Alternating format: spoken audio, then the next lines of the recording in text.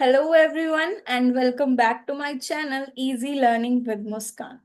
So we have completed chapter number 1 history class 10 ये सब आपको पता है. But now the point is कि क्या आपको वो पूरा चैप्टर लर्न हो गया? नहीं.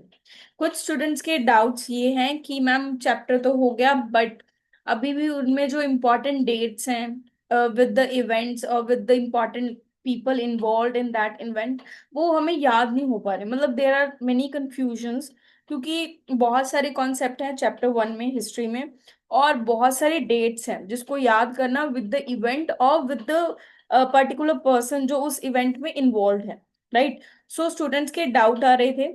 सो इवन मैंने ये खुद अपने क्लास में अपने स्टूडेंट से डिस्कस किया है तो उन्होंने मुझे बताया कि ma'am there are some doubts हमें ये कैसे लर्न होंगे ये डेट्स. सो मैंने उसके लिए एक सोल्यूशन निकाला है. सो आई होप वो सोल्यूशन आपके भी काम आएगा. ये एक्सपेरिमेंट मैं ऑलरेडी अपनी क्लास के साथ कर चुकी हूँ इसीलिए ये एक्सपेरिमेंट मैं आपके लिए भी लेकर आई हूँ. एक्चुअल जब स्टूडेंट्स ने मुझे बताया कि मैम हमें ये डेट्स कैसे लर्न करनी है कैसे इजी मेथड हो सकता है इसको याद करने का विद द इवेंट और person. So I have created a rhyme. मैंने एक पोएम एक राइम क्रिएट की है इस पूरे इंपॉर्टेंट डेट्स और इवेंट्स को याद करने के लिए. राइट. सो मेरे स्टूडेंट्स के साथ मैं एक्सपेरिमेंट कर चुकी हूँ. इनफैक्ट उनके साथ मैंने एक और चीज भी एक्सपेरिमेंट की है जो मुझे लग रहा है कि उनकी लर्निंग और इम्प्रूव कर रही है. So I will suggest you also. मैं आपको भी ये सजेशन दूंगी कि आप भी ये टिप फॉलो कर सकते हो.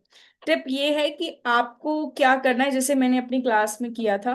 मैंने उनको कुछ डेट्स दी थी इंपॉर्टेंट डेट्स जो आज हम इस राइम में रिवाइज करने वाले हैं. वही वन वन डेट मैंने एक एक बच्चे को असाइन कर दी थी. अब हुआ क्या जब मैंने उनको डेट्स असाइन की एक एक बच्चे को एक एक डेट मैंने उनको बोला आपने अपनी अपनी डेट का क्या लेके आना है फ्लैश कार्ड बना के लेके आना है. अब वो उन्होंने क्या किया अपने अपने डेट्स का फ्लैश कार्ड लेके आए और साथ में मैंने उनको ये बोला कि जो डेट आपको असाइन की गई है उस डेट से रिलेटेड चैप्टर में जो भी कॉन्सेप्ट है जो भी इवेंट हुआ वो सारा आपने लर्न करके आना है.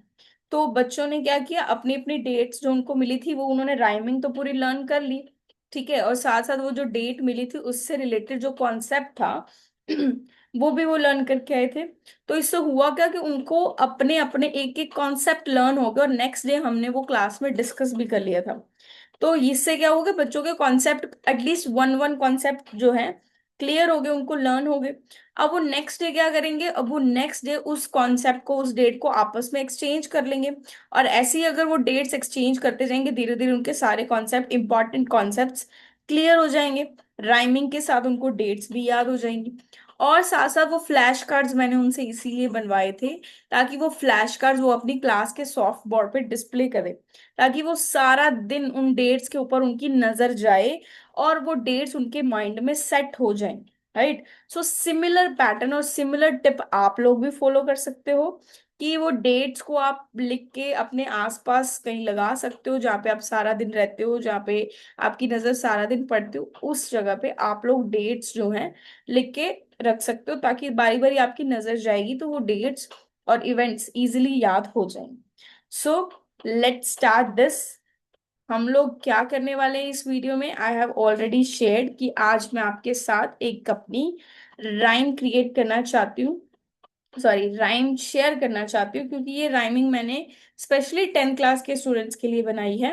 अपने स्टूडेंट्स के लिए जिनको मैं स्कूल में पढ़ाती हूँ और students who are following me और have subscribe my channel on YouTube also.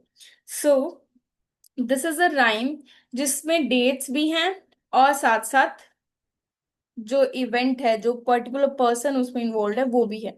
I hope आपको ये चीज अच्छी लगेगी ये राइम ये पोएम अच्छी लगेगी अगर आप इसको डेली दिन में 2-3 बार रिपीट करते रहोगे जैसे नहीं सॉन्ग हम लोग सुनते हैं तो सबकॉन्शियसली वो हमारे माइंड में चलता ही रहता है. अगर वो नहीं भी हमने सुना है तो भी हम लोग मन में उसको गाते रहते हैं ना. मुश्किल से मुश्किल सॉन्ग मुश्किल से मुश्किल सी चीज हमें याद हो जाती है जब हम बारी बारी रिपीट करते हैं या बारी बारी वो हमारे सामने आता है. तो जस्ट लाइक दैट अगर आप लोग ये पोएम या ये राइमिंग भी अगर बार बार रिपीट करोगे तो ये डेफिनेटली आपको लर्न हो जाएगी, और आधे से ज्यादा 50% काम तो यहीं पे हो जाएगा।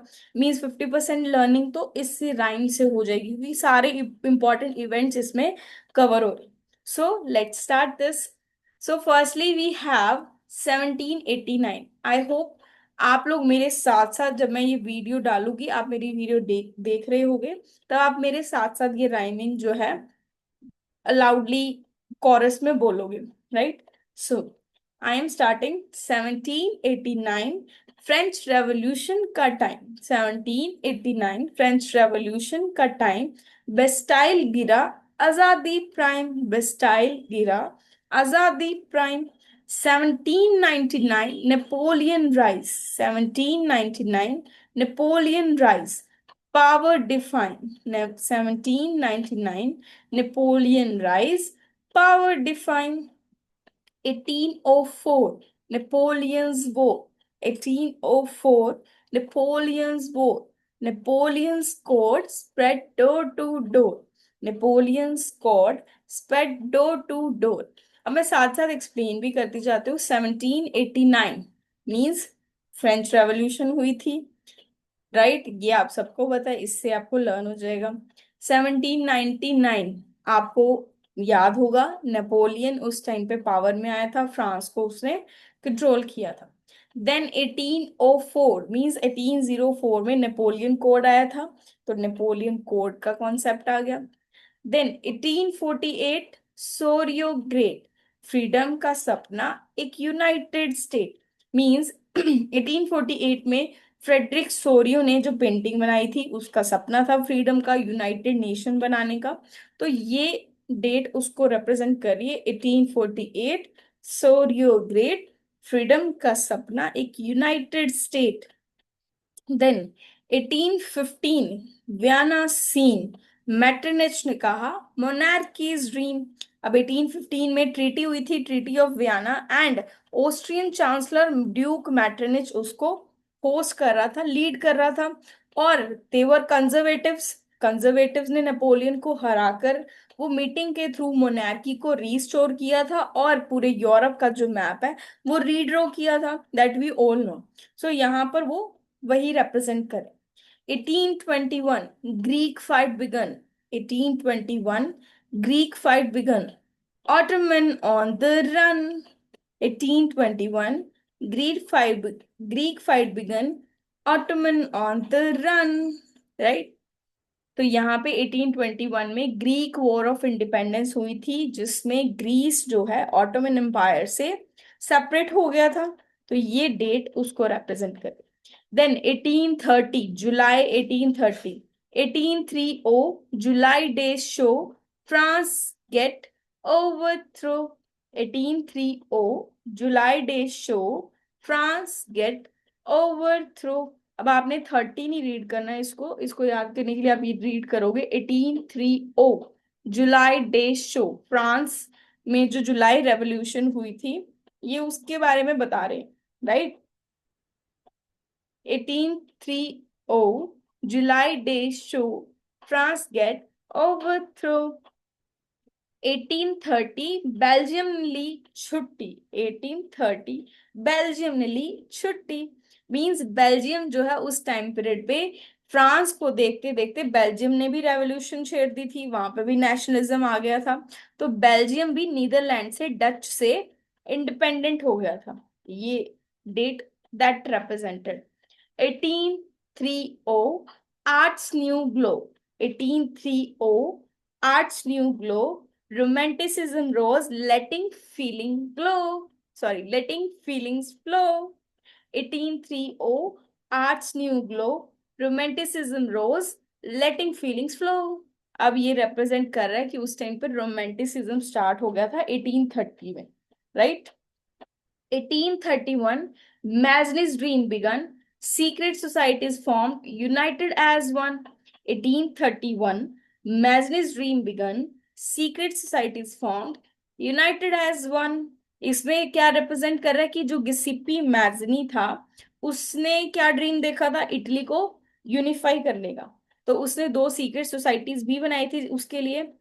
कौन कौन सी थी? यंग इटली और यंग यूरोप। तो वो उसने किस लिए बनाई थी, ताकि वो एक इंडिपेंडेंट यूनाइटेड नेशन बना सके इटली को। तो ये रिप्रेजेंट कर रहा है that. 1831 Poland rose as one. 1831 Poland rose as one, fighting for freedom till the battle was done. Fighting for freedom till the battle was done. इसका मतलब जो पोलैंड में जो रिवोल्ट हुआ था पोलिश लैंग्वेज के लिए, लैंग्वेज के बेस में, that is also part of romanticism, जिसमें लैंग्वेज और कल्चर का रोल दिखाया गया है। जिसमें ये बताया गया था, हमने पढ़ा भी था, कि लैंग्वेज का भी बहुत इंपॉर्टेंट रोल था नेशनलिज्म को ग्रो करने में, नेशनलिस्ट फीलिंग्स को जगाने में। तो पोलैंड में जो केस हुआ था जिसमें पोलिश लैंग्वेज को जब बैन किया गया था रशियन डोमिनेंस की वजह से, तो पोलैंड में रिवोल्ट हुआ था, ये उसको रिप्रेजेंट कर रहा है। 1832 British gave the reform act true. Britain gave the reform act true. 1832 Britain gave the reform act true, means Britain की यूनिफिकेशन हुई थी 1832 में।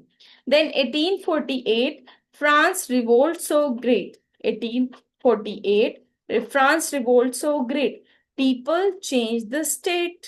1848 में फ्रांस में जो रिवोल्ट हुआ था ये उसको रिप्रेजेंट कर रहा है। 1848 France revolt so great, people change the state. Okay. Next is 1848 March. 1848 liberal dreams were great. 1848 liberal dreams were great. They sought freedom, a united state. 1848 liberal dreams were great. They sought freedom, a united state. अब 1848 में liberal nationalist जो middle class educated people थे उनका जो revolution period start हुआ था, उन्होंने जो चेंजेस लाने की कोशिश की थी, इसमें वो रिप्रेजेंट किया जा रहा है। 1861 Italy sun began. 1861 Italy sun began, Cavour got it done, Victor Emmanuel one, unification done. 1861 Italy sun began, Cavour got it done, Victor Emmanuel one, unification done. अब इसमें देखो सारे चीजें आ गई। 1861 में इटली की रेवोल्यूशन स्टार्ट हुई थी, जो काउंट केवर था उसने किया था ये सारा काम, उसने यूनिफिकेशन करी थी इटली की। विक्टर इमैनुअल वन वन उस टाइम पे इटली का सरदीनिया का किंग था, जिसने इसको बुलाया था काउंट केवर को और इटली की यूनिफिकेशन के लिए कहा था, और इसने कर दी थी यूनिफिकेशन डन। तो ये पूरा एक इवेंट आपको लर्न हो गया। 1859 से 1870 तक ये चला था और अराउंड उसके बाद 1871 में फाइनली इटली यूनिफाई हो गया था। 1871 में सपना हुआ डन, एक बनी इटली सब हुए वन। 1871 सपना हुआ डन, एक बनी इटली सब हुए वन, मतलब यूनिफिकेशन हो गई थी इटली की। Next 1870 heroes made it so. 1870 heroes made it so, Greece gain freedom, let the flags glow. वो रिप्रेजेंट क्या कर रहे हैं कि 1870s में 70 में जो ग्रीस इंडिपेंडेंस हुई थी उसके बारे में बात कर रहे हैं। ये हमने ऑलरेडी पहले भी डिस्कस कर लिया है। 1821 में ये जो ऑटोमन एम्पायर के साथ उनकी फाइट शुरू हुई थी एंड फाइनली 1870 में ग्रीस जो है इंडिपेंडेंट हो गया था ऑटोमन एम्पायर से। 1870 heroes made it so, Greece gained freedom, let the flags glow. Next is unification of Germany. So that is part of 1870 to 1871. So we will learn from the 1871 Germany's fun, Bismarck number 1. 1871 Germany's fun, Bismarck number 1। मतलब Germany की unification हो गई थी जिसमें सबसे बड़ा role था Ottoman Bismarck का, जिसको बुलाया गया था यूनिफिकेशन करने के लिए जर्मनी की, जिसने अपनी मिलिट्री और जंकर्स के साथ मिलकर जर्मनी को यूनिफाई किया था।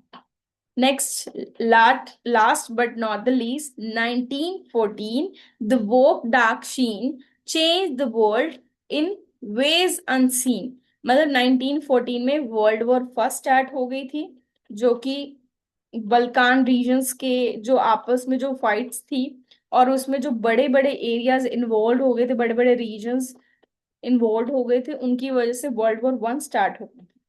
सो ये उसको डिपिक्ट कर रहा है। Last concept of the chapter 1814, the war's dark sheen changed the world in ways unseen।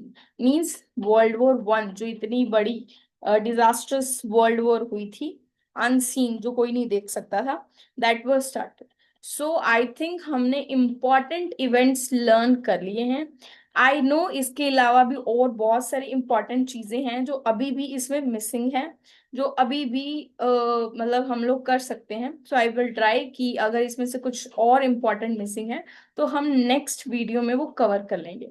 I hope ये वीडियो आपको बहुत पसंद आएगी। अगर आप लोग ये सारे जो राइम्स हैं लर्न कर लोगे, दिन में 3-4 बार रिपीट करोगे, इन डेट्स को बारी बारी देखोगे, मतलब जैसे भी आप इसको कॉन्स्टेंटली रिपीटेडली भी अगर आप इसको देखते रहोगे, पढ़ते रहोगे, सुनते रहोगे, as a song, as a poem, इसको माइंड में सेट कर लोगे, तो I am very very very sure कि आपको ये इवेंट्स, ये डेट्स याद रहेंगी और कभी नहीं भूलेंगी। और इससे रिलेटेड कॉन्सेप्ट भी अगर आप साथ साथ रीड करते रहोगे, समझते रहोगे, और मेरी वीडियो भी देख सकते हो आप, इससे रिलेटेड कॉन्टेक्ट जब भी आप सेल्फ स्टडी कर रहे हो, तो आई एम श्योर ये आप कभी नहीं भूलोगे। सो मिलते हैं नेक्स्ट वीडियो में। Thank you so much. Bye bye.